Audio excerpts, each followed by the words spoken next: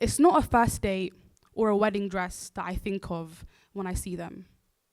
It's not flirting and cheeky late night calls. It's not affectionate hand holding or lingering gazes accompanied by blushing cheeks. Whenever I think about the love of my life in the distant future where a perfect love for me just might exist, I think about us fighting. I think about us screaming at each other.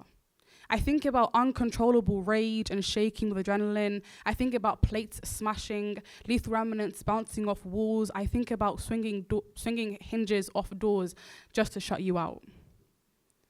I think about us being on the tipping edge, a breath away from hatred, but always inhaling and falling back into love.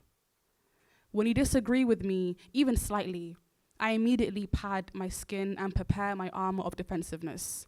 And I use the spear that is my tongue as my armor, my woeful weapon. To rip back your skin with the cruel sharpness of my words. I don't mean to, but I do intend to hurt you. And yet for you to use the saliva spat from my rage as a thread to stitch your peeling skin back together again. I think about your furrowed brows of confusion. I think about your eyes. I think about your softening, pleading gaze as the fire I am unleashing engulfs the world around you. And yet you stand firm and say, I am not afraid.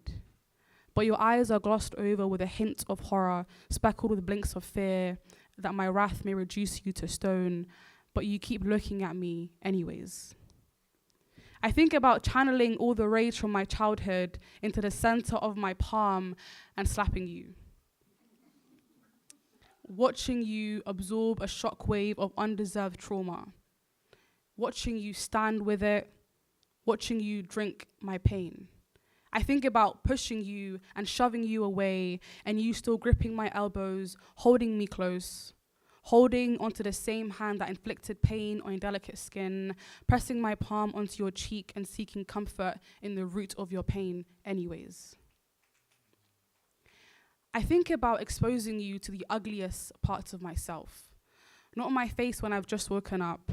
I think about sickening you with my maliced soul. I think about watching the infection pulse through your veins and you still leaning into me as if I will kill you anyways. I think about showing you the parts that I talk to God about. He, the most just, and I fear even my Lord will wince at the disdain that cloaks me. And when I shiver, I think of you pushing your way in and finding warmth and sharing this cloak of shame with me anyways.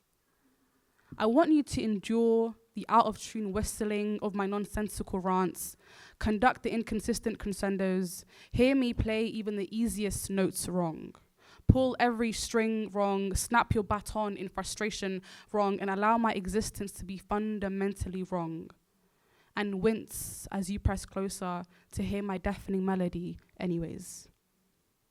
I think about your tongue attempting to defend, your eyes begging to shed, your hands asking you to be held, and your soul praying to be fed with mercy. I will show you mercy.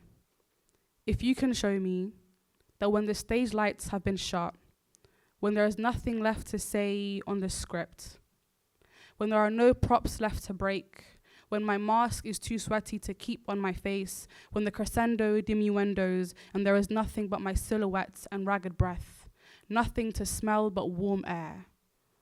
If I do nothing, if I simply exist, will that be enough? Thank you.